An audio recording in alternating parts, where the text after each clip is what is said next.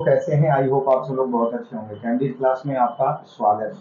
लगातार जैसा कि ग्रुप डी का नोटिफिकेशन दे दिया है कि नवंबर से दिसंबर के बीच में एग्जाम होगा, तो अपने तैयारी को भी हम सब लोगों को उसी स्पीड से एकदम बढ़ा देना, बुलेट की तरह धाई वगैरह एकदम उड़ा देना। और इसी के लिए लगातार हम उसी का चक्रव्यूह में तो रचा जा रहा कि किस तरीके से इस साल है जो रिजल्ट इस बार क्लियर कर लेना। इसके लिए हमने बहुत प्लान बनाया, जैसे रीजनिंग के स्पेशल टाइप बाय टाइप करके वीडियो दे रहे हैं। दूसरी चीज कि जो साइंस का मतलब ग्रुप डी पिछले 10 साल में जितना प्रीवियस ईयर साइंस का प्रश्न पूछा, उसका भी हम लाइव क्लास 12 बजे से देना शुरू किए हैं। साथ में रिकॉर्डेड क्लास सेट भी दे रहे हैं। जैसे कभी सेट हम प्रीवियस ईयर का लगा दे रहे हैं, कभी यहाँ किसी रुक्मिणी, जैसे आज का जो सेट है वो रुक्मिणी बुक का सेट है, इसको लगा दिया जा रहा है कि एकदम इत्मीनान से 1.5 घंटा। मतलब हमारा टारगेट इस बात का है कि जितना भी हमारे प्यारे मित्र जुड़े हुए हमारे से हैं, वो उनका रिजल्ट हो, या तो वो सेट रुक्मिणी लगावे से हो, या ग्रुप डी के प्रीवियस ईयर लगावे से हो, चाहे इसके झा के सेट मारे, या चाहे किसी भी तरीके से प्रश्न कहीं से लाए। जैसे रीजनिंग वाला प्रश्न जो पढ़ा जा रहा है वो बुक से पढ़ा जा रहा है। हम टारगेट ये किए हैं कि अगर 2 महीना में रीजनिंग का बुक वो खत्म हो गया तो एक भी प्रश्न आपसे नहीं छूटेगा। और जल्दी हम मैथ वाला भी क्लास शुरू करने वाले हैं, और मैथ में भी शुरू करेंगे तो प्रीवियस साल का ही शुरू करेंगे कि ग्रुप डी पिछले 10 साल में जितना प्रश्न पूछा है एकदम रात कांड उस मैथ के साथ में करें। ठीक है ना? तो आज इस सेट को हम सब पहले पूरा करते हैं, और ये सेट धर्मवीर जी पूरा करेंगे, क्योंकि रुक्मिणी का सेट ये पूरा करेंगे। और लास्ट तक आप सब लोग बने रहिए, और थोड़ा फास्टली भी लेकर के चलेंगे। क्यों? क्योंकि समय बहुत कम है, नवंबर महीना में, इसीलिए एकदम धाए धाए एकदम गोली चलना चाहिए। ठीक है, तो चलिए आइए और अपने सेट को पूरा करें। चलिए देखिएगा, पहला क्वेश्चन क्या कह रहा है। 18 अप्रैल 2008 को कौन सा दिन था? 18 अप्रैल 2018 को कौन सा दिन था? इसके लिए देखिए ट्रिक होता है 033 035 614 625। ये जो होता है महीना का कोड, महीना का कोड। उसके बाद आता है साल का कोड। साल के कोड आता है 2019। 2000 के लिए आता है 1900 के लिए कोड आता है 0। 2000 के लिए कोड आता है 6। तो हमें क्या निकालना है? 2008 को, 2008 को। और दिन का कोड आता है 1 2 3 4 5 6 7 0। 0 होता है संडे, 1 होता है सोमवार। तो हम निकालना है कैसे? 18 अप्रैल हम 18 लिख देते हैं, प्लस अप्रैल। अप्रैल का कोड क्या है? जनवरी फरवरी मार्च अप्रैल 6, यहाँ 6 लिख दिए जोड़। उसके बाद आता है 2008। 2008 2000 के लिए कोड कितना है? 6 प्लस ये 8 था। 8 साल, तो 8 साल में कितने लीप ईयर होते हैं? तो 8 साल में जो लीप ईयर होता है 4 दूनी 8, 2 गो लीप ईयर होता है। कितना लीप ईयर? 2 गो लीप ईयर, बाकी 8 गो साल हो जाएगा। ठीक है, अब जोड़िए, इसको कितना होगा? 18 छो 24, 18 छो 24, 24 छो 30 प्लस 2 प्लस 8, 8 2 10 30 10 40। अब इसको 7 से भागा दीजिएगा तो कितना आएगा? 7 पचे 35, और डे आएगा 5, 5 को और डे आएगा। ये 5 और डे का मतलब हुआ 5वां दिन कौन हुआ? तो सोमवार मंगल बुध बृहस्पति शुक्र। हमारा आंसर क्या हो जाएगा? शुक्रवार। आंसर 1 हो जाएगा हमारा, क्या? शुक्रवार आंसर हमारा 1 हो जाएगा। ठीक है, तो कुछ नहीं किए, महीना का कोड लिखे 033 035 614 625। उसके बाद हम लिखे दिन का कोड 1 2 3 4 5 6 7। उसके बाद हम 1900 का कोड 0 होता, 2000 का कोड 6 होता। अब इसी तरह से निकालिएगा, तो 18 अप्रैल का 18 लिख दिए, 18 दिन। अप्रैल का कोड 6, 6 लिख दिए। 2000 का कोड 6, 6 लिख दिए। 8, 2008 मतलब 0 से लेकर के 8 तक में कुल कितने साल होते हैं? तो 8 साल। 8 साल में कितने लीप ईयर आते हैं? तो 2 गो लीप ईयर आता है, तो 2 गो लीप ईयर प्लस 8 लिख दिए, यानी 2 गो आउट डे हो जाएगा। 2 लीप ईयर आया तो 2 गो आउट डे हो गया, बाकी 8 को तो 8 को रहवे करे। जोड़ दीजिएगा, 8 2 10 छो छो 12, सब मिला करके 40 आ गया। 40 के 7 से भागा दीजिएगा तो जितना आउट डे आएगा वही हमारा क्या हो जाएगा? दिन का नाम हो जाएगा। जो कोड आएगा कितना आ गया? 5 कोड में आ गया। 7 5 35 5 40, तो 5 आया। 5 में कौन दिन आता है? शुक्रवार। हमारा आंसर हो गया शुक्रवार। चलिए दूसरा क्वेश्चन देखते हैं। संध्या और रमानी पूरब दिशा की ओर देख रही थी। मतलब संध्या और रमानी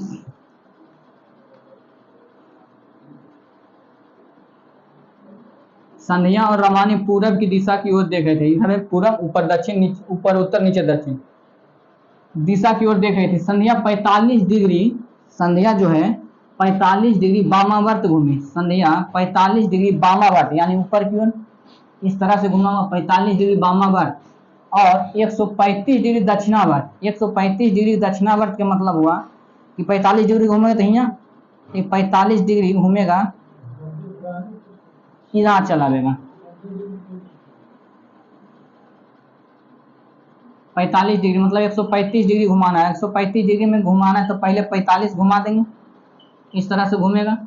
उसके बाद फिर 90, यानी कि कहाँ चला आएगा ये 45 डिग्री। उसके बाद ये नीचे की ओर चला आएगा, क्योंकि ये 45 है, यहाँ 45 है, इधर 90, तो 90 45 कितना हो जाएगा 135 डिग्री। 135 डिग्री हम इधर घुमा दिए, ठीक है। 135 डिग्री तो ये किस दिशा में आ गया, दक्षिण की दिशा में। उसके बाद कहता है संध्या के विपरीत सम्मुख होने के लिए, अब यहाँ जो ऊपर में संध्या है इसका विपरीत होने के लिए, संध्या को इसके विपरीत होने के लिए कितना डिग्री घूमना पड़ेगा। तो बताओ ये संध्या ऊपर में, तो इसको विपरीत होने के लिए इधर जाना पड़ेगा, तो इधर जाने के लिए कितना डिग्री घूमेगा, तो 90 डिग्री वामावर्त, ऊपर की ओर घूम रहा है तो 90 डिग्री वामावर्त। देखा आंसर 90 डिग्री वामावर्त, हमारा आंसर तो सही है। आगे देखिए तीसरा नंबर क्वेश्चन क्या करता है, निम्न चित्रों में वर्गों की संख्या की गणना कीजिए। वर्ग की संख्या, पहले इतना को ही लेकर के देख के चलते हैं। देखिएगा 1 2 3, 1 2, इसको तिरछा तिरछी गुना कर दीजिए।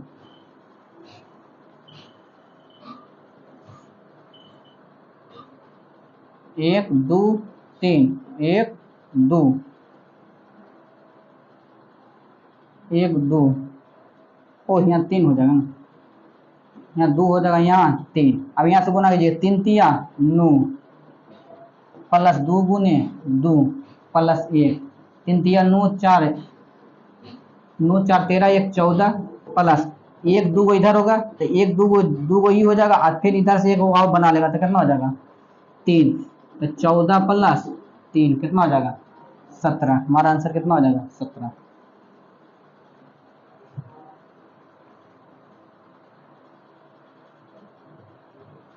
देखिए बच्चों के एक समूह में 25 वॉलीबॉल तथा 20 बैडमिंटन, 10 क्रिकेटर खेलते हैं तथा 5 सभी तीनों खेल खेलते हैं, तो 6 इनमें से कम 2 खेल खेलते हैं, तो कितने वास्तव में केवल एक खेल खेलते हैं। देखिए 3 खेल खेलने वाला है, इस तरह से 25 वो वॉलीबॉल खेलता है, 10 वो क्रिकेट खेलता है और 20 वो बैडमिंटन खेलता है। उसके बाद क्या कह रहा है कि इनमें से 5 सभी 3 खेल खेलते हैं, मतलब तीनों खेल खेलने वाला इसकी संख्या कितना है 5। उसके बाद कह रहा है कि 6 इनमें से 2 खेल खेलता है, यानी कि इधर ये वाला, इधर इसको, मतलब ये x, ये y और z, तो x y z प्लस 5, ये सब कितना खेल खेलते हैं 6 गो। अब देखिएगा हमको निकालने का कहा है कि केवल एक खेल खेलने वाला है, तो एक खेल खेलने वाला इधर ये पूरा घट जाएगा तो ये केवल एक खेल होगा, इसके में x और y या 5 घट जाएगा तो कितना हो जाएगा केवल y वॉलीबॉल, ये इस तरह से होगा। तब इसको घटाने के लिए 25 में से 5 जाएगा तो कितना बचेगा, 25 में से 5 गया 20 और माइनस x और y घट जाएगा, नीचे x प्लस y घट जाएगा। उसी प्रकार से 10 में से 5 गया तब 5 बचेगा, और 5 में से घटेगा कौन x और z, x प्लस z।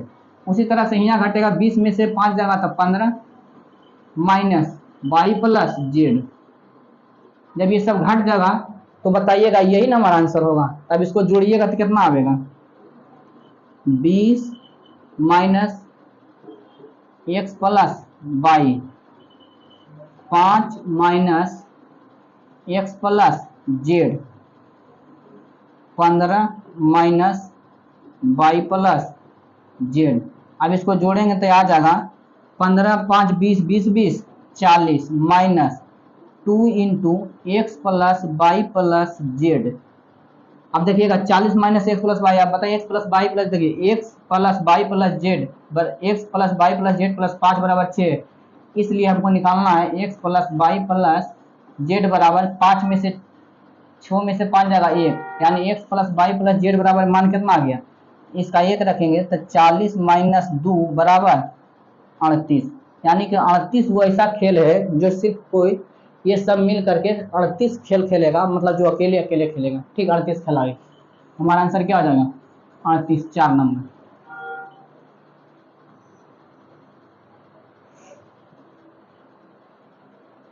देखिएगा 4 का रहा है, प्रश्न दिया क्या सभी बच्चे के लिए उच्चतर शिक्षा अनिवार्य होनी चाहिए।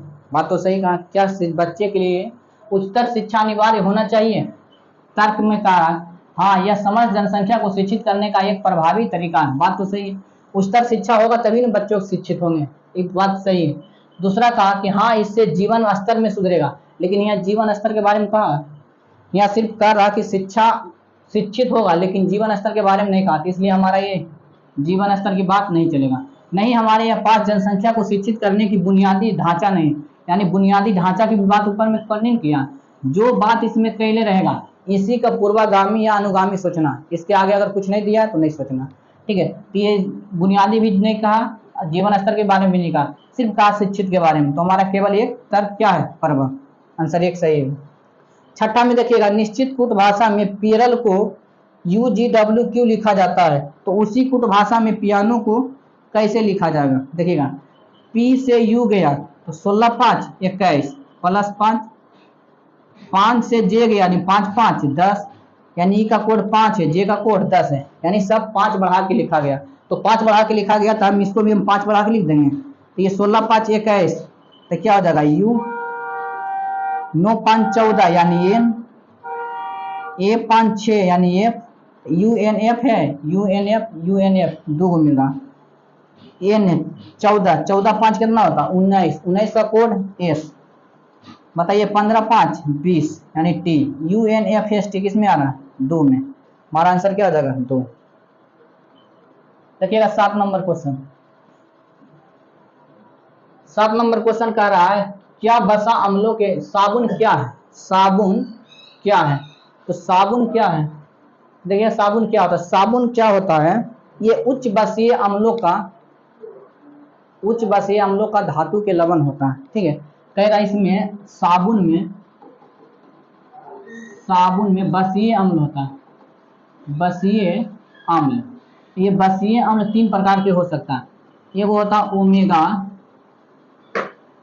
ओमेगा 6, ओमेगा 3, ओमेगा 9, ये तीनों रहता है। इसका नाम भी होता है, ओमेगा 3 का नाम होगा लिनोलेनिक एसिड, ओमेगा 9 का नाम होगा ओलिक एसिड, इसको ओलिक एसिड बोलेंगे, ओलिक एसिड, इसको बोलेंगे लिनोलेनिक एसिड, लिनोलेनिक एसिड, इसको बोलेंगे लिनोलिक एसिड, लिनोलिक एसिड।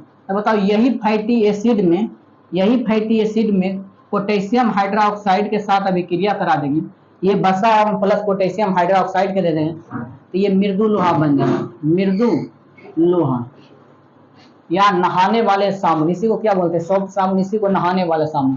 अगर इस बसीय अम्ल में हम सोडियम हाइड्रोक्साइड के साथ अभिक्रिया करा देते हैं तो ये बन जाएगा कठोर साबुन, क्या बोलेगा बन जाएगा कठोर साबुन, ये कठोर साबुन बनेगा। अगर इसी बसीय अम्ल में हम सोडियम सल्फोनेट दे देंगे Na2SO4 तो ये बन जाएगा अपमार्जक,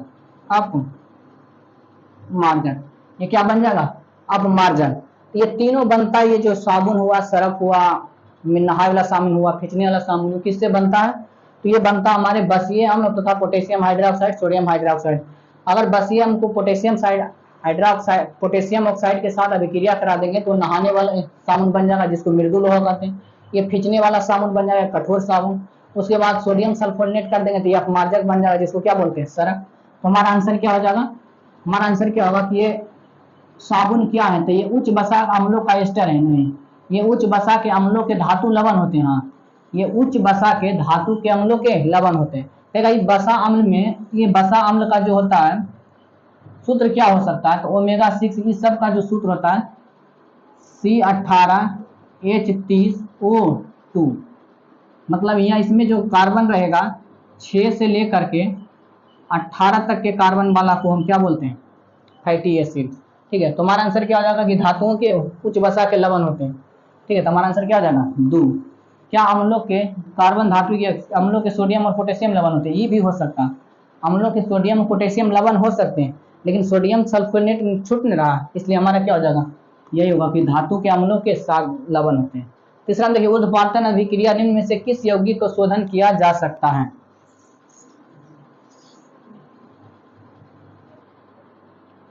ऊर्ध्वाधन क्या होता है? ऊर्ध्वाधन का मतलब होता है कि सीधे ठोस से सीधे गैस में परिवर्तन की प्रक्रिया को हम क्या बोलते हैं?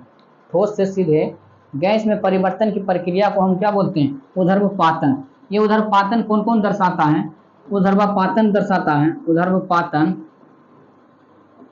ठोस CO2, ठोस CO2, नेफ्थलीन,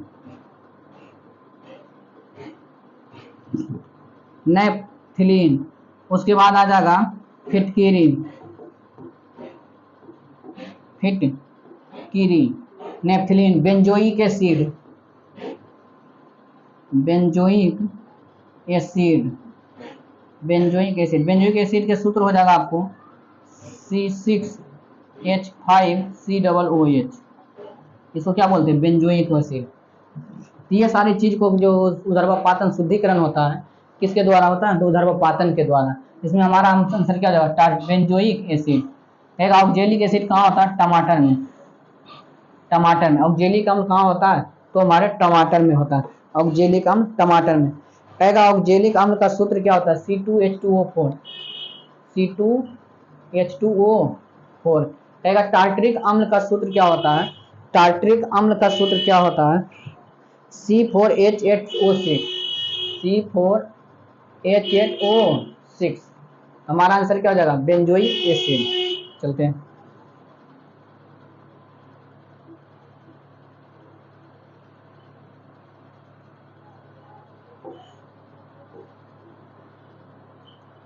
आगे आता है ऊर्ध्वपातन हो गया 8 नंबर। 9 नंबर देखिएगा,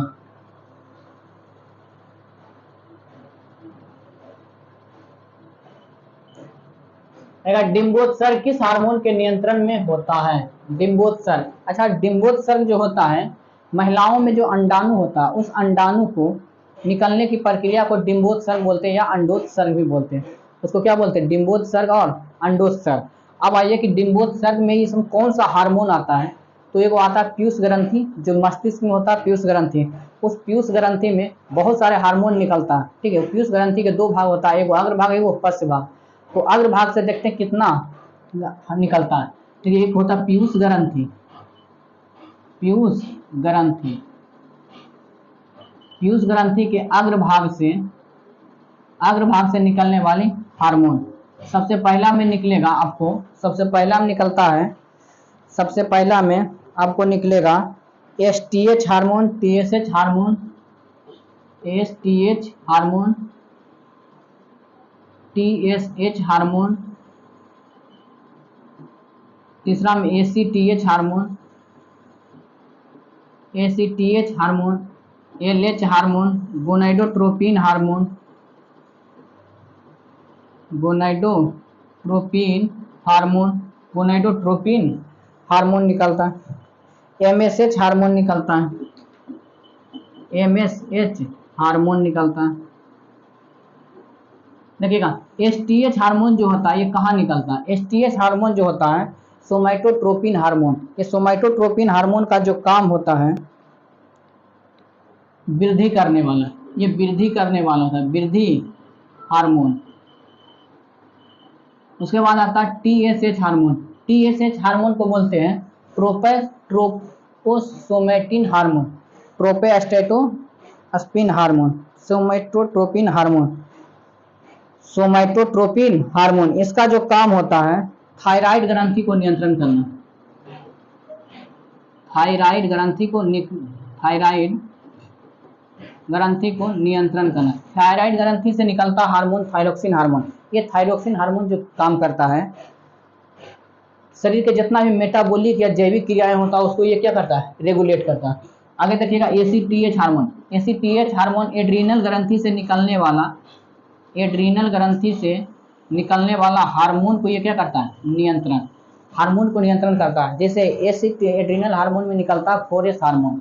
4S हार्मोन का मतलब हुआ साल्ट, शुगर, सेक्स और स्ट्रेस, इस चारों के नियंत्रण करता है। तो इस चारों के नियंत्रण कौन करता है? एड्रिनल ग्रंथि। और ये कौन सा ग्रंथि होता है? पीयूष ग्रंथि को हम मास्टर ग्रंथि बोलते हैं। मास्टर ग्रंथि, मास्टर ग्रंथि का मतलब हुआ मास्टर, खत्म हो गया सभ्य में टल गई।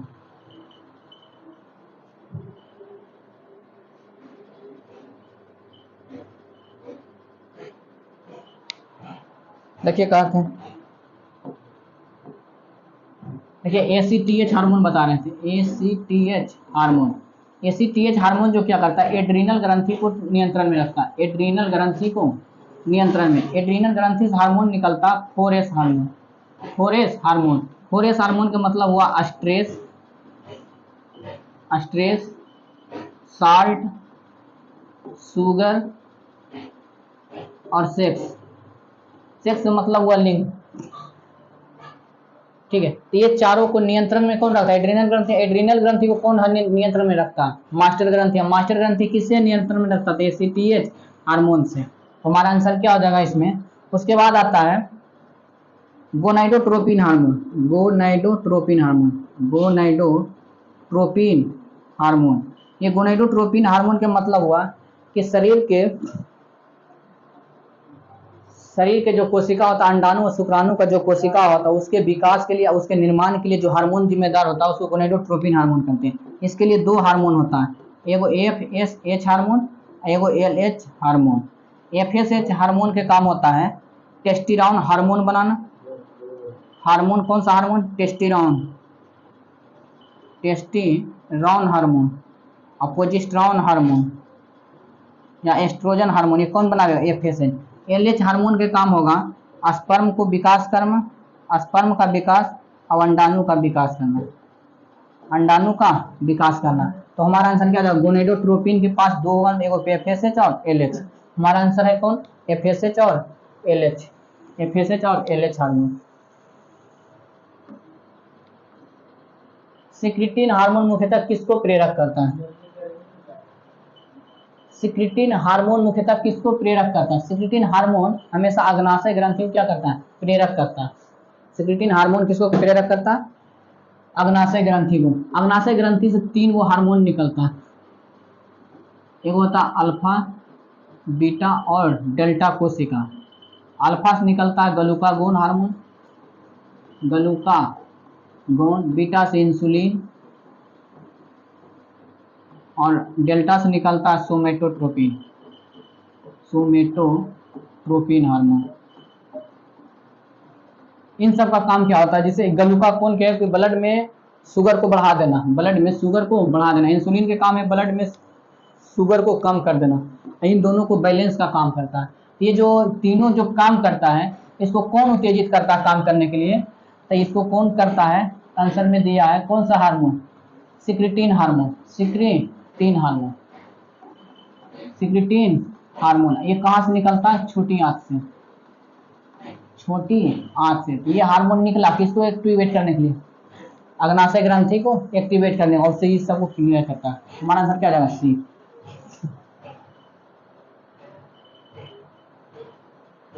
देखिए 3 वर्षों में 10% के साधारण ब्याज पर दे 10,192 के ऋण को कितने रुपए में वार्षिक किस्त से चुकाया जा सकता है?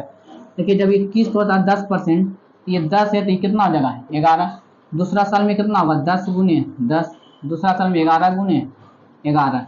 तीसरा साल में 10 गुने 10 गुने 10। इधर होगा 11 गुने 11 गुने 11। अब इसको बराबर करना, क्योंकि सभी किस्त क्या होना चाहिए? बराबर।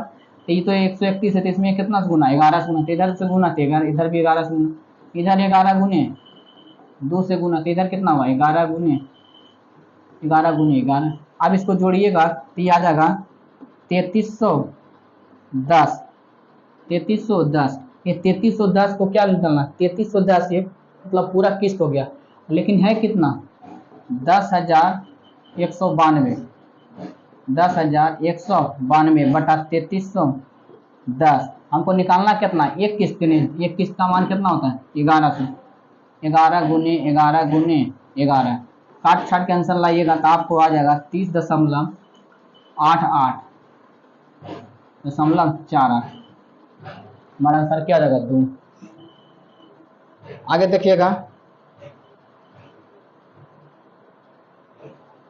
चौथा नंबर का था, उस वृत्त के त्रिज्या खंड का क्षेत्रफल ज्ञात कीजिए जिसकी परिधि 8 सेंटीमीटर और इसका लघु वृत्त की चाप लंबाई 22 सेंटीमीटर। मैंने कर रखा है एक दीर्घ वृत्त है, ठीक है, एक दीर्घ वृत्त है और उसका एक लघु त्रिज्या खंड है। उसका एक क्या है, लघु त्रिज्या, उसका एक लघु त्रिज्या खंड है। उसमें कहा कि इसकी परिधि 28 सेंटीमीटर, मतलब ये पूरा बड़का का परिधि कितना है 28 सेंटीमीटर, जबकि लघु की चाप कितना है 22 सेंटीमीटर, मतलब इसका जो परिधि कितना है 22 सेंटीमीटर। तो बताइएगा कि दोनों के बीच में कितना का है, कितना का अनुपात है 1/4 का, यानी 22/88 यानी 1/4, मतलब बड़ा त्रिज्या 88, ये कितना है 22 यानी 1/4।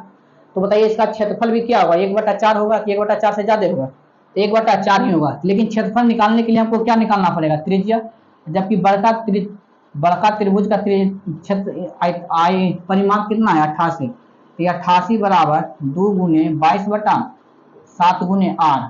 अब इसको काटेगा 22 दूना 44 दूना 8 2, यानी r बराबर 14। जब r बराबर 14 निकल गया तो हम इस त्रिज्या खंड के क्षेत्रफल निकालेंगे तो क्या निकालेंगे 1/4 गुने पाई r स्क्वायर, क्योंकि इस बड़ा त्रिभुज का जो बड़ा वृत्त है उसका 1/4 छोटा त्रिज्या खंड है, तो 1/4 निकाल देंगे, यहाँ निकाल देंगे 1/4 गुने 22/7 गुने 14 गुने 14, काटिएगा 30 कट जाएगा तो ऊपर में आ जाएगा 7 गुने 7, 7 से 7 काटिएगा फिर 22 से 154, देता आंसर 154।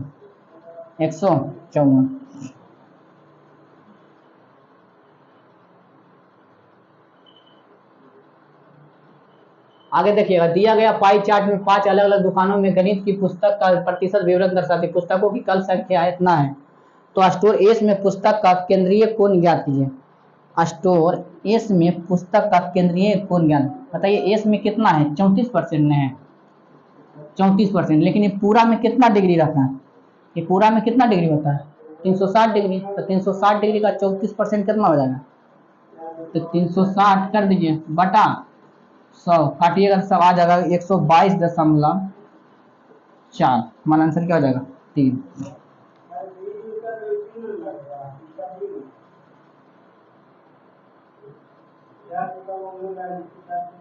ठीक है, यदि x बराबर 3/4 है तो x cube minus 27/3 minus 36x का मान क्या होगा।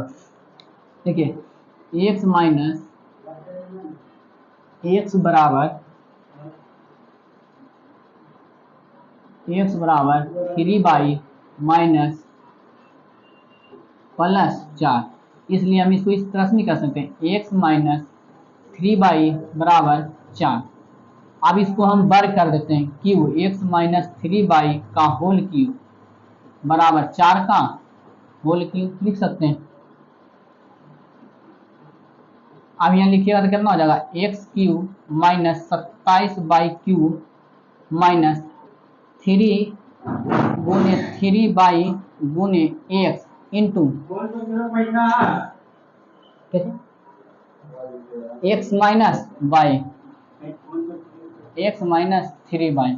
अब इसको कीजिएगा तो x cube minus 27/3 minus 3×9 into x minus 3 का मान कितना है बराबर 4, यहाँ गुने 4 कर देते हैं तो 9 चौका 36, यानी x क्यूब माइनस 27/3 माइनस 9 चौका 36x इधर निकालने, लेकिन इसका मान कितना हो गया 16 चौका 64। हमारा आंसर क्या हो जाएगा 64। देखिए x माइनस 3 को हम सोल्यूशन करते गए, इसका मान कितना 16 चौका 64 निकालिएगा कितना आ गया 64। अब इसको हल करते गए तो कितना है x माइनस 37 माइनस 36x तो इसका मान कितना हुआ 64। इसी का ना मान पूछा है, x cube minus 37 minus 36x का मान क्या हुआ, इसका मान कितना के बराबर हो गया 64 के बराबर। हमारा आंसर क्या होगा 64। देखिए 1 + cot माइनस cos a के प्लस 1 + tan a के बराबर 3 sin² a प्लस इतना cos² a का मान क्या होगा, इतना का मान क्या होगा। देखिएगा अगर इसको बनावे जाएंगे तो बहुत लंबा हो जाएगा, लेकिन हम एक थीटा का मान रख करके इसको चेक कर लेते हैं कितना आंसर आता है।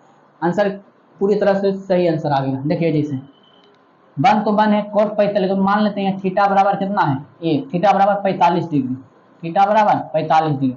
तो cos 45 का मान कितना होगा, ए cosec ए का मान कितना होगा √2, 1 प्लस tan ए, ये क्या होगा, ये cosec sec ए का मान कितना होगा √2, 3 इंटू साइन स्क्वायर ए प्लस कॉस स्क्वायर ए। तो बताइए साइन स्क्वायर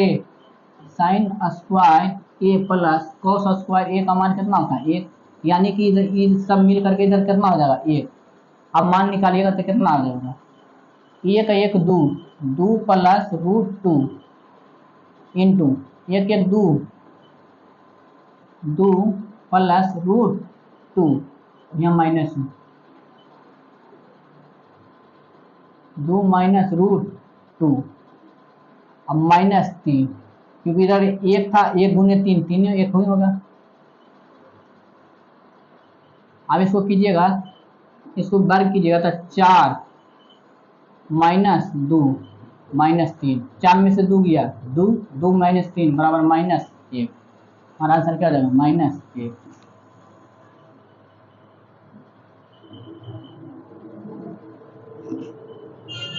आयतन के आधार पर विश्व की सबसे बड़ी नदी कौन सा है, विश्व की सबसे बड़ी नदी कौन है, अमेजन नदी। क्या सबसे विशाल नदी कौन होता है, तो अमेजन नदी। सबसे लंबी नदी कौन होता है, तो सबसे लंबी नदी नील नदी, ये सबसे लंबी नदी है, विश्व की लंबी नदी। ये चौड़ी नदी या विशाल नदी। हांगो नदी कहाँ, चीन की सबसे बड़ी नदी, इसी को हम पीली नदी भी बोलते हैं। सिंधु नदी भारत की सबसे लंबा नदी है, मतलब सबसे बड़ा नदी भी कह सकते हैं, ठीक है, लेकिन भारत में नहीं बहता। हमारा आंसर क्या आ जाएगा, अमेजन नदी। कहेगा अमेजन नदी कहाँ अमेजन नदी कहाँ बहती है, तो दक्षिण अमेरिका में, दक्षिण अमेरिका में बहती है। नील नदी कहाँ चल बहती है, तो अफ्रीका महाद्वीप में, अफ्रीका महाद्वीप में, ठीक है, अफ्रीका महाद्वीप। कहेगा नील नदी का उद्गम स्थल, नील नदी का उद्गम स्थल आपको हो जाएगा, नील नदी का उद्गम स्थल आपको मिलेगा विक्टोरिया झील, ये विक्टोरिया झील से निकलेगा। और अमेजन नदी निकलेगा एंडीज पर्वत से, दक्षिण अमेरिका में एंडीज पर्वत, ठीक है, एंडीज पर्वत से निकलेगा। आगे देखिए ताजमहल की सजावट के लिए मुख्यतः किस वस्तु तकनीक का इस्तेमाल किया गया था, पिएट्रा ड्यूरा। पिएट्रा ड्यूरा क्या होता है, पच्चीकारी होता है, पच्चीकारी। पच्चीकारी का अर्थ होता है कि पत्थर पर नकाशीदार बनाना, नकाशीदार चित्र बनाना, पत्थर पर नकाशीदार चित्र बनाना, चित्र बनाने की तकनीक को हम क्या बोलते हैं, चित्र पर नकाशीदार तकनीक बनावे की तकनीक को हम क्या बोलते हैं, पिएट्रा ड्यूरा। इसी को हम क्या बोलते हैं, पच्चीकारी। ये किसके समय में विकसित था, शाहजहां के, शाहजहां। कहेगा इसका प्रयोग कहाँ हुआ था, ताजमहल में, ताजमहल में। तो आंसर होगा 19 नंबर। आगे देखिए निम्नलिखित में से कौन सी सिंधु नदी की सहायक नदी नहीं है, निम्नलिखित में से कौन सी सिंधु नदी की सहायक नदी नहीं। देखिए भारत इस तरह से आपको मिलेगा,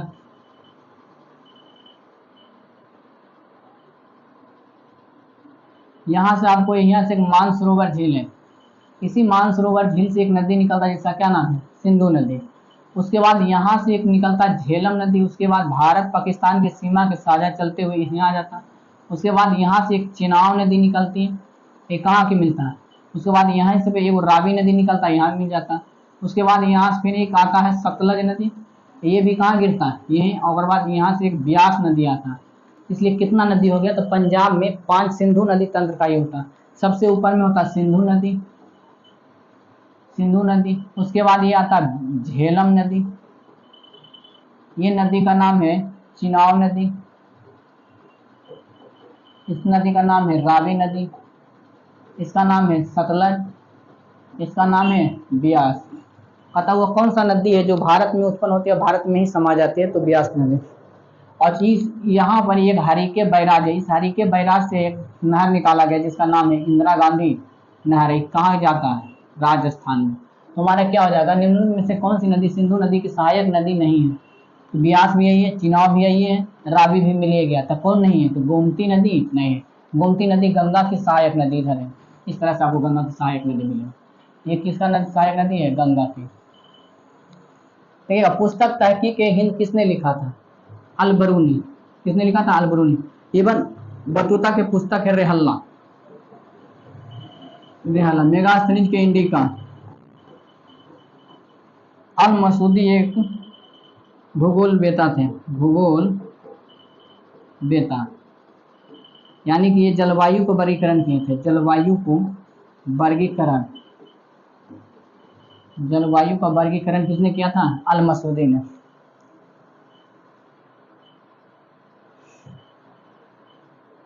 ठीक है, निम्नलिखित आंकड़ों में से अध्ययन करें तथा दिए गए प्रश्नों का उत्तर दें। इसमें कह रहा उस बेन आरोप को अक्षर को द्वारा उस वर्ग को दर्शाया गया है जो सरकारी कर्मचारी और निजी कर्मी भी हैं परंतु स्नातक नहीं है। परंतु स्नातक नहीं, यानी कर्मचारी भी हैं, सरकारी कर्मचारी, निजी कर्मी भी हैं, लेकिन परंतु स्नातक नहीं। देखिए, सरकारी कर्मचारी और निजी कर्मचारी भी हैं लेकिन स्नातक नहीं थे, मतलब इस स्नातक में नहीं आना चाहिए। तो कौन नहीं? एन हो जाएगा हमारा आंसर। कौन हो जाएगा? एन, क्योंकि ये कर्मचारी भी होगा, स्वयं कर्मचारी, लेकिन एक नहीं होगा। तो हमारा आंसर क्या हो जाएगा? एन।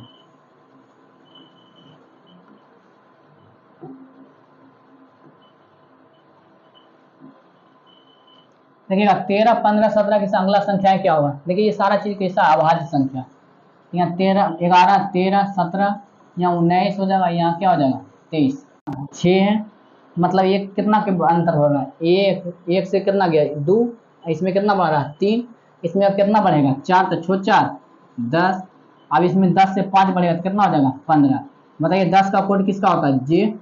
15 का कोड ओ, यानी जे और ओ आंसर। आगे देखिएगा, सभी उंगलियां अंगूठे हैं, कुछ अंगूठे पेड़ हैं, कुछ कोन पेड़ हैं।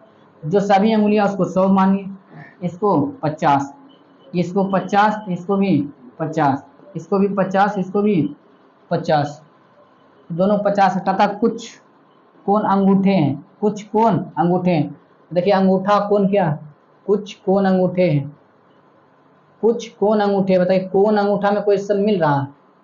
पेड़ मिलना चाहिए, क्योंकि देखिए जब 150 के बनाइएगा, 150 करके, तो जो मिलेगा दो दिले रहेगा तो उसमें से एगो मिलना चाहिए, उन दोनों का कोड मिलकर 150 होना चाहिए, लेकिन इसको डायरेक्ट यहाँ नहीं मिलता, इसलिए हमारा ये क्या होगा? गलत।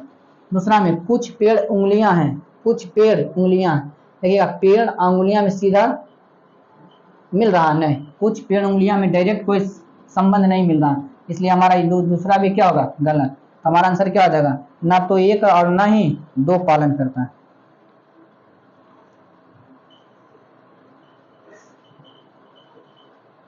25 में देखिएगा, कंपनी के प्रत्येक व्यंजन को अंग्रेजी वर्णमाला के क्रम में उसके अगले अक्षर से बदल दिया जाता है और प्रत्येक स्वर को अंग्रेजी वर्णमाला के क्रम में उसके पूर्ववर्ती अक्षर से बदल दिया जाता है। यदि इस प्रकार बने शब्द के सभी अक्षर को वर्णाक्रम व्यवस्थित किया जाता है तो दाएं सिरे से चौथे स्थान पर कौन सा आएगा? देखिए, कौन सी है? COMPAN by. अब इसको कह रहा कि स्वर को उसके पहले से अक्षर से, अब वर्ण को एक बाद से, तो सी का क्या हो जाएगा? डी। ओ का क्या हो जाएगा? एन। एम का क्या हो जाएगा? एन। पी का क्यू। ए का ये स्वर ने तो इसका क्या हो जाएगा? जेड। ए ने तो एन का क्या हो जाएगा? ओ। बाई का कितना? जेड। अब इसको कह रहा है वर्ण क्रम में अनुसंधान, समझाइए, वर्णाक्रम में, तो क्या हो जाएगा? डी हो जाएगा, एन हो जाएगा, एन हो जाएगा, उसके बाद ओ हो जाएगा, क्यू हो जाएगा, जेड जेड।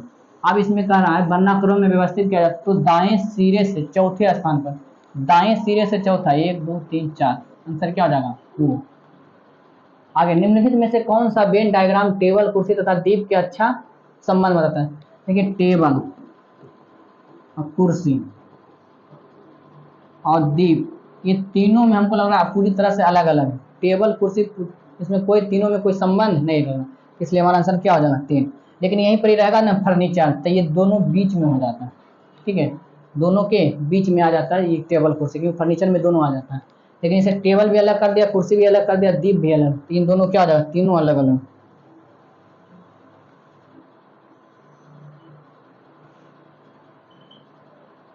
देखिएगा, सम इलेक्ट्रॉनिक स्पीसीज Na+Mg2+F और O2। देखिएगा सोडियम, सोडियम, मैग्नीशियम, फ्लोरीन और ऑक्सीजन, इस सब में 10-10 इलेक्ट्रॉन है। कितना? सब में 10-10 इलेक्ट्रॉन, सब में क्या है? 10-10 इलेक्ट्रॉन। तो कहा जाता है कि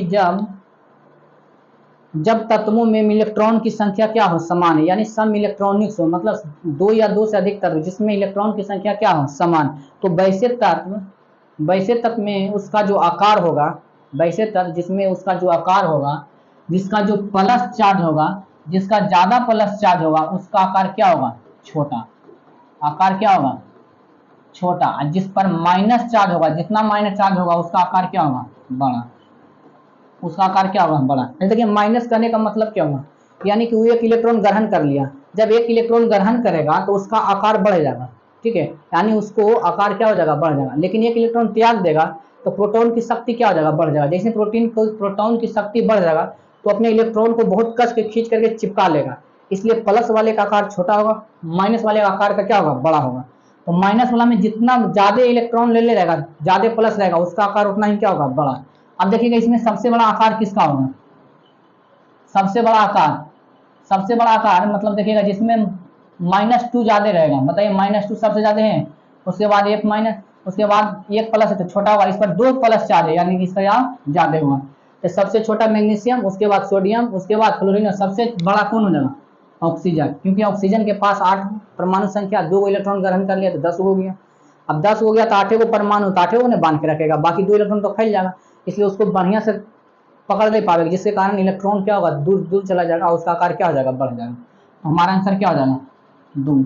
28 नंबर में CuSO4 plus magnesium sulphate plus Cu, उपरोक्त अभिक्रिया में मैग्नीशियम क्या है? मैग्नीशियम क्या है? देखिए एक होता अभिक्रिया होता है, एक होता है ऑक्सीकरण अभिक्रिया, ऑक्सीकरण अभिक्रिया, एक होता अवकरण अभिक्रिया। ऑक्सीकरण अभिक्रिया में O2 जोड़ता है, O2 का प्लस होता है, इसमें H2 का प्लस होता है, इसमें इलेक्ट्रॉन का त्याग होता है, इसमें इलेक्ट्रॉन का ग्रहण होता है, इसमें इलेक्ट्रॉन का क्या होता है? ग्रहण। इसमें प्लस चार्ज जुड़ता है, इसमें माइनस चार्ज जुड़ता है, इतना याद रखिएगा ऑक्सीकरण में। अब देखिए यहाँ क्या हो रहा है कि calcium, copper sulphate plus magnesium sulphate plus, देखिए यहाँ इसमें मैग्नीशियम के बारे में क्या कह रहा है कि मैग्नीशियम था, लेकिन मैग्नीशियम पर कौन आ रहा है? मैग्नीशियम पर कौन जुड़ रहा है? SO4, SO4 पर पावर क्या होता है? माइनस, यानी जब माइनस चीजें जुड़ेगा, जब माइनस चीज जुड़ेगा तो क्या होगा? अवकरण।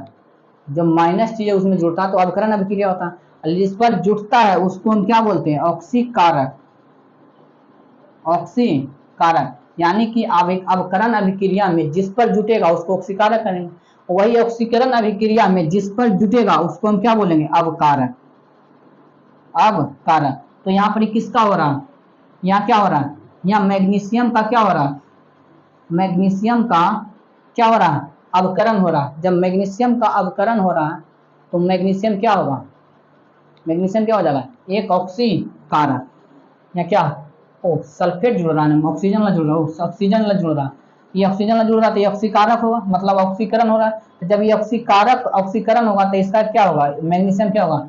अवकारक। ये क्या हो जाएगा? अपचायक। हमारा आंसर क्या हो जाएगा? ए। 28 का ए।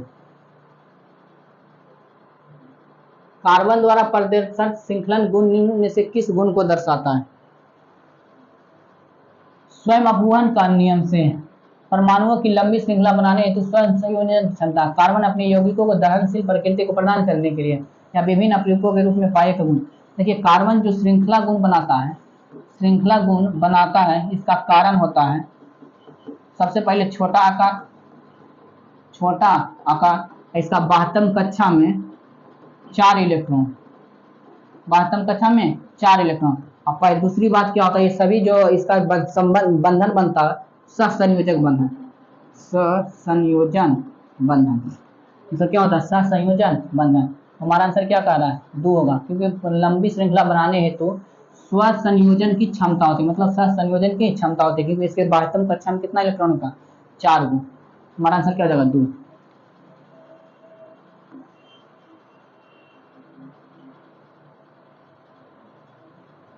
30 नंबर देखिएगा, बोमेन संपुट मानव शरीर में कहाँ स्थित होता है? देखिए बोमेन संपुट किडनी में होता है, बोमेन संपुट किडनी में होता है। किडनी का जो कोशिका का नाम होता है नेफ्रॉन। देखिए नेफ्रॉन का जो चित्र होता है इस तरह से होगा,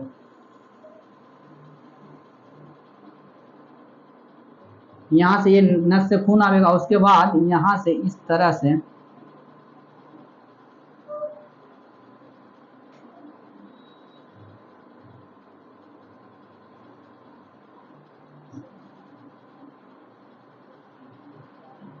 इस तरह से रहता है। इसको हम बोलते हैं, इसको बोलते हैं बोमेन संपुट, बोमेन संपुट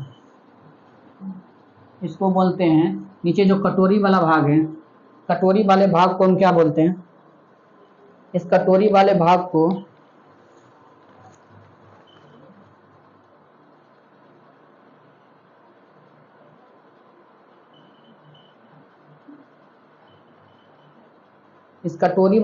को हम बोलते हैं मैलपिग। ये बोमेन संपुट हुआ। उसके बाद यहाँ क्या दिया? अमाशय व वृक्क हुआ, फेफड़ों बोमेन संपुट। उसके बाद इसको बोलते हैं मैलपिगी नलिका, मैलपिगी नलिका। यहाँ से क्या होता है? यहाँ से ब्लड आता है, ब्लड में जो भी कचरा हुआ इस कटोरी में छन जाता, इस कटोरी में। इस कटोरी से कहाँ चलाता है? इस तरह इस कटोरी यहाँ से इस पाइप में भी क्या होता है? छनते जाता है। जितना पानी होता है ना सब इसी में सोख लिया जाता है। और जो अंतिम रूप से रहेगा, जो खराब चीज रहेगा, उस खराब चीज को यहाँ पर के द्वारा, मूत्र के द्वारा बाहर निकाल दिया जाएगा। मूत्र के द्वारा। ये कहाँ खुलेगा? मूत्राशय में, मूत्राशय में। ये कहाँ खुल जाएगा? मूत्राशय में। तो ये बोमेन संपुट हुआ, मैलपिगी नलिका हुआ, ठीक है। इसको बोलते हैं ग्लोमेरुलस, ग्लोमेरुलस,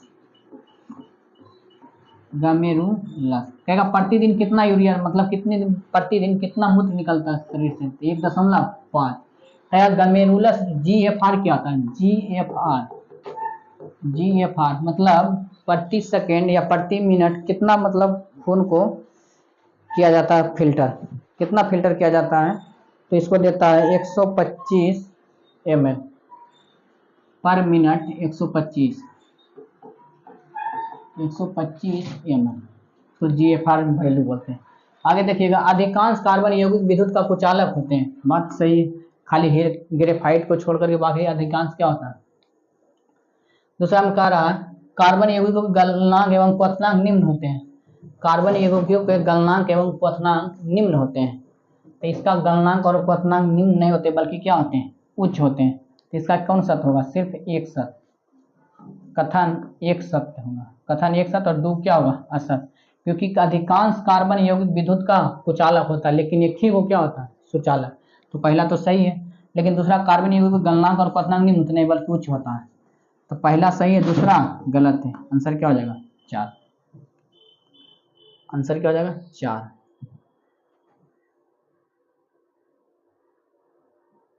बत्तीस नंबर, केंद्र बी और डी वाले दो वृत्तों की त्रिज्याएं क्रमशः DA और BC 1 सेंटीमीटर है। कह रहा है ये दो वृत्त हैं, एगो इधर है एगो इधर है, दो वृत्त है। उसके बाद कह रहा है एगो केंद्र B है, एक का केंद्र B है, एगो का केंद्र D है। दूसरा बात में कह रहा है DA बराबर 8, DA बराबर 8, यहाँ ये होगा। उसके बाद BC बराबर x, BC बराबर x। दोनों वृत्तों एक का स्पर्श रेखा है। यदि DB और AC बिंदु E पर प्रतिच्छेद कर दे, यानी बिंदु अगर D से B से मिला दिया गया, अतः C और A एक दूसरे से क्या करता है? प्रतिच्छेद बिंदु E पर करता है, बिंदु E पर क्या करता है? प्रतिच्छेद करता है। अतः AE बराबर 12, AE बराबर 12। उसके बाद CE बराबर 18, CE बराबर 18। तो x का मान ज्ञात कीजिए, मतलब इसका x का मान ज्ञात कीजिए। तो देखिएगा समरूपता के नियम से हो सकता है, इसका कोण क्या है? बराबर। मतलब त्रिभुज BDA BDA और त्रिभुज ECB, यानी त्रिभुज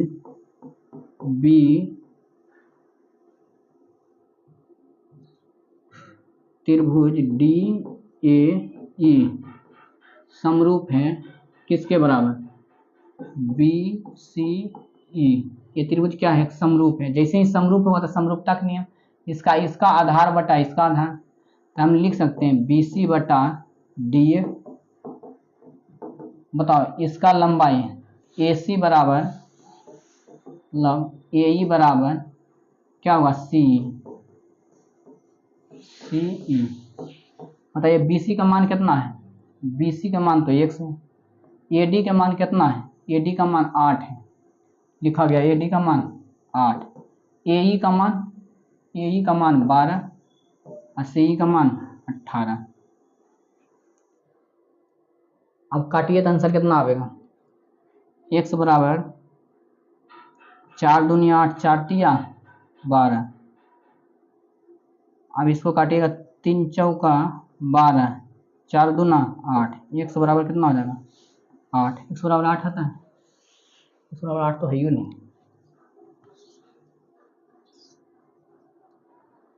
बी सी बराबर डी बी, डी ए बराबर कितना है डी ए, ई सी बराबर 18, ए ई बराबर 12,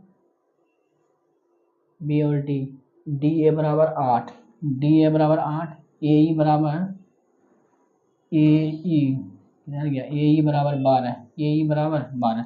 समरूपता के नियम से लगा देंगे तो ए डी बटा बी सी बराबर, इसके बाद लगा देंगे ए ई बटा सी, निकालेंगे तो ए डी बराबर 8, बी सी बराबर x, ए ई बराबर 18 और नीचे कितना हो जाएगा 12। काटेंगे तो लगता आ ही जाएगा शायद 18, इसको काटेंगे तो 12 × 96 बटा 12,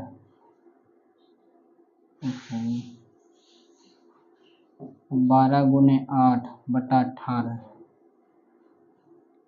6 दूनी 12, 6 तिया 18, 8 दूनी 16। सर नहीं आ रहा, देखते हैं इस पंक्ति में देखेंगे। 33 नंबर देखिए, पाई चार्ट में एक विशिष्ट कार्य क्रिया स्कूल में दिखाई गई डिग्री में कहता यदि फुटबॉल पर 21 रुपये खर्च की जाती है,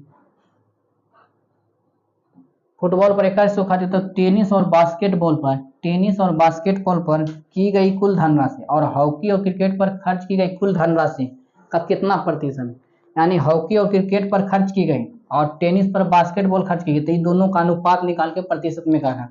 तो बताइएगा टेनिस और बास्केटबॉल में कितना होता है, टेनिस और बास्केटबॉल में 75 डिग्री बटा, इसके बाद हॉकी और क्रिकेट पर खर्च कितना, हॉकी और क्रिकेट पर खर्च कितना होगा 135 डिग्री, इधर 94 डिग्री, कितना हो जाएगा 229 डिग्री गुने 100 कर दीजिएगा, आंसर निकल जाएगा। इसका आंसर निकलेगा 32.75, 32.75, 33 का आंसर 32.75 आंसर। आगे देखिएगा 34 नंबर, अरविंद सुरेश से 4 गुना तेजी से काम करता है। एक है अरविंद, एक है सुरेश। कहता अरविंद है जो सुरेश से 4 गुना, यानी कि 4 गुना क्षमता, ऐसा है कितना 1 गुना। तो बताइएगा समय कितना हुआ, तो इसका विपरीत होता है समय 1:4। कहता तो अरविंद और सुरेश मिलकर उस कार्य को कितने दिन में पूरा कर सकते हैं, जबकि किसी कार्य को 20 दिन में सुरेश स्वतंत्र रूप से 20 दिन में कर सकता है। यानी सुरेश स्वतंत्र रूप से कितना दिन में 20 दिन, 4 था तो 20 दिन में, तो कितना दिन में करेगा 5 दिन में, एगो 5 दिन में एगो 20 दिन में, तो 5 20 के लघुत्तम कितना हो जाएगा 20, क्षमता कितना है वो 4 एगो 5, तो दोनों की क्षमता कितना हो जाएगा 5, 5 चौका 20, 4। हमारा आंसर क्या हो जाएगा 4। एक सब्जी विक्रेता ने 19 रुपये प्रति किलोग्राम की दर से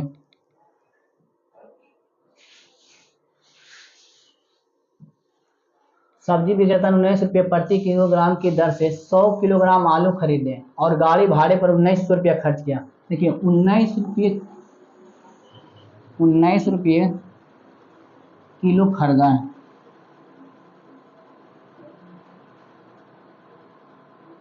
ठीक है, 1900 रुपये किलो खरीदा, कितना 100 किलो, तो कितना हो गया 1900 रुपया। 1900 रुपया, 100 रुपया इस पर भाड़ा लगाया, कितना हो गया 2000 रुपया। 2000 रुपया, अब ये 2000 रुपया खरीद लिया, 2000 रुपया में 100 किलो सामान खरीदा, तो इसका बताइएगा प्रति किलो दाम कितना होगा 20 रुपये। तो कहेगा प्रति किलो दाम 20 रुपये केजी। अब यहाँ क्या कह रहा है, आगे सुनिएगा कि उसने 60 रुपये किलो को 50% के लाभ पर, 60 रुपये किलो को 50% के लाभ पर, असल ये फाइनल निकालना क्या चाहता है, ये कह रहा है कि जब इसको बेचते हैं तो फाइनल पर 42% का लाभ होता है। कितना परसेंट, 42% का लाभ होता है, यानी कि 2000 का 42% बराबर हो जाएगा 840 रुपया, यानी 840 रुपया क्या होता है, फायदा होता है। अब देखिए सभी को लाभ हम जोड़ देते हैं, जैसे कह रहा है कि 60 किलो को 50% लाभ पर बेचा, 60 किलो को 50%, यानी कि 20 रुपये किलो है, तो 20 किलो के 50%, ठीक है, 20 किलो का 50% लाभ पर, प्लस दूसरा हो जाएगा आधा 60 किलो में, उसके बाद कहता है शेष माल का आधा, यानी 40 बचा, 40 का 20, तो 20 किलो का 20 रुपये दाम से कितना परसेंट लाभ, 40%, 40% लाभ, प्लस उसके बाद कहता है इसके बाद उसने बचे हुए आलू में से शेष आधे का, मतलब 40 था 20 ले लिया, 20 में से भी 20 का आधा है, यानी 10 किलो का 20 रुपये के हिसाब से कितना परसेंट, 25%, फिर बच गया कितना, 10 किलो का 20 रुपये के हिसाब से कितना परसेंट पर बेचें, कितना परसेंट पर बेचें, 1%, ताकि उसको कितना लाभ हो जाए, 840 रुपये।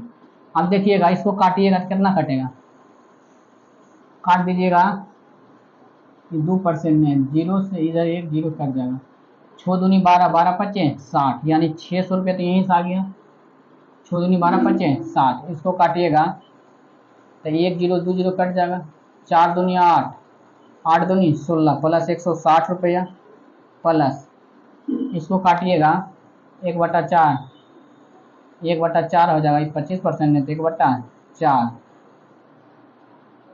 10 चौका 40, बाकी बचा कितना, प्लस 10 गुने 20 गुने 1% बराबर 840।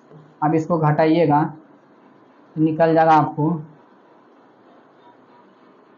20, इसको काटिएगा कितना आ जाएगा, 10 गुने 20 गुने 1/4, 4 25 20, 50 आ गया।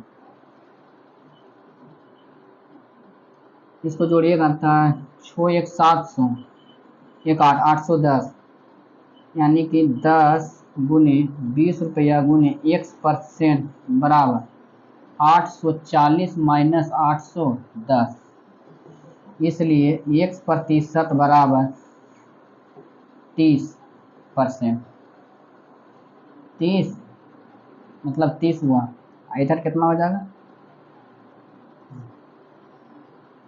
10 गुने 20% का x बराबर 30, अब काटिएगा तो आ जाएगा 1% बराबर 30/200, काटिएगा 3/10, 3/20, यानी 1/20 होता 5%, कितना आ जाएगा 15%, 15% को हम लिख सकते हैं 0.15, हमारा आंसर क्या आ जाएगा 0.15।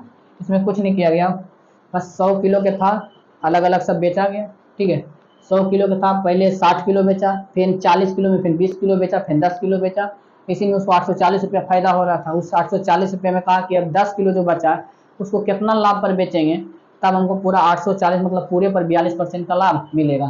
तो हमारा क्या आंसर हो जाएगा 4।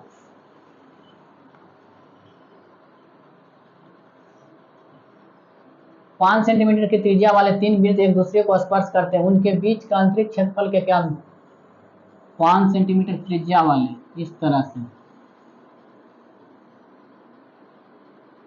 इसको इस तरह से मिला दीजिएगा। ये 5 सेंटीमीटर है, ये 5 सेंटीमीटर, ये 5 सेंटीमीटर।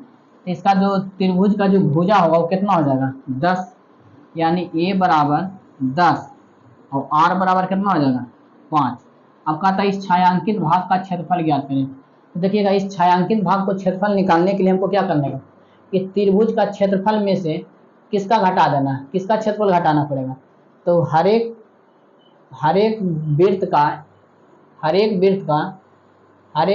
का कितना भाग, मतलब ये 60 डिग्री का कोण बनाता है, 60 डिग्री का कोण है। तो इसमें किसका त्रिभुज का क्षेत्रफल निकालने के लिए त्रिभुज का क्षेत्रफल माइनस 60/360 60/360 गुने पाई आर स्क्वायर, या माइनस होगा। अब त्रिभुज का क्षेत्रफल कितना होगा √3/4 गुने भुजा स्क्वायर, √3/4 गुने 10 का स्क्वायर माइनस 60 गुने मतलब 1/6 गुने 22/7 गुने आर का स्क्वायर मतलब 5 का स्क्वायर। अब निकालिएगा तो यहाँ क्या 10 नहीं, यहाँ 25 है, 25 कॉमन ले सकते हैं।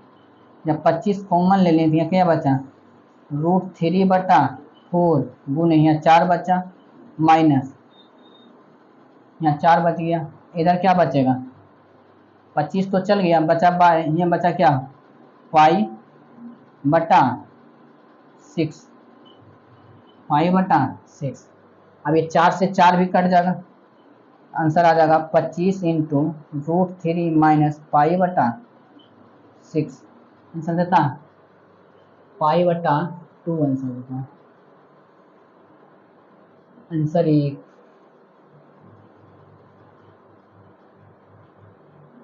इसे कैसे होगा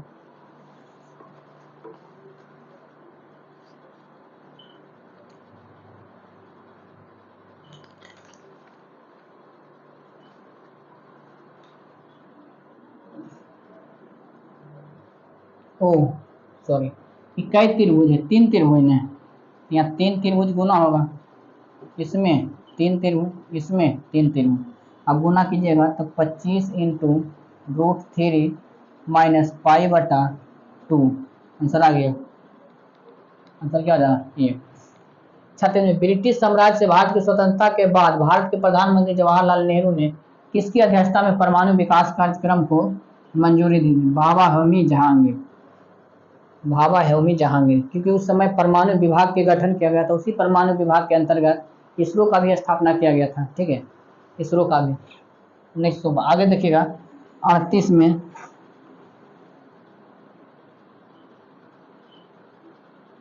निम्नलिखित में से किसे वर्ष 1938 और 1939 में भारतीय राष्ट्रीय कांग्रेस के अध्यक्ष के रूप में निर्वाचित किया गया था? किसको? सुभाष चंद्र बोस। सुभाष चंद्र बोस को 1938 में हरिपुरा में और त्रिपुरी में, दोनों में जीत गए थे। त्रिपुरी में तो इनको खिलाफ महात्मा गांधी ने खड़ा कर दिए थे पट्टाभी सीतारामैया को, लेकिन उसके बाद भी इनको क्या कर दिया, हरा दिया गया था। लेकिन बाद में फिर अपनी नैतिक जिम्मेदारी लेते हुए अपनी इस्तीफा दे दिया पद से। उसके बाद उस त्रिपुरी में किसने बन गया था, इसे 1938 में भी जीत गए थे। कौन? 1938 में सुभाष चंद्र बोस। 1939 में भी खड़ा हुए, लेकिन इनके विरोध में खड़ा कौन कर दिया? सीतारामैया को गांधी जी ने खड़ा कर दिया। और जब गांधी जी ने खड़ा करे तो पर भी सुभाष चंद्र बोस जीत गए। सुभाष चंद्र बोस क्या हो गए? जीत गए। जैसे ही सुभाष चंद्र बोस जीत गए तो गांधी जी को बहुत खराब लगा और गांधी जी ने कहा कि यह मेरा व्यक्तिगत हार है। इतने बड़े गांधी जी बोल दिए कि यह मेरा व्यक्तिगत हार है। तो सुभाष चंद्र बोस ने कहा कि ठीक है, आपकी व्यक्तिगत हार है तो हम इसको क्या करते हैं, स्वीकार कर लेते हैं और अपने पद से इस्तीफा दे दें। जैसे ही पद से इस्तीफा दे दें तो उस समय राजेंद्र प्रसाद को अध्यक्षता बनाया गया। ठीक है, हमारा आंसर क्या होगा? सुभाष चंद्र बोस। संस्कृति मंत्रालय के अनुसार भारत में शास्त्रीय नृत्य की कितनी शैलियां मौजूद हैं? कितनी शैलियां मौजूद हैं? तो 9 शैली। कई शैली है? 9 शैली। कहेगा कौन कौन है? तो भारतनाट्यम तमिलनाडु में, कथकली उत्तर भारत के,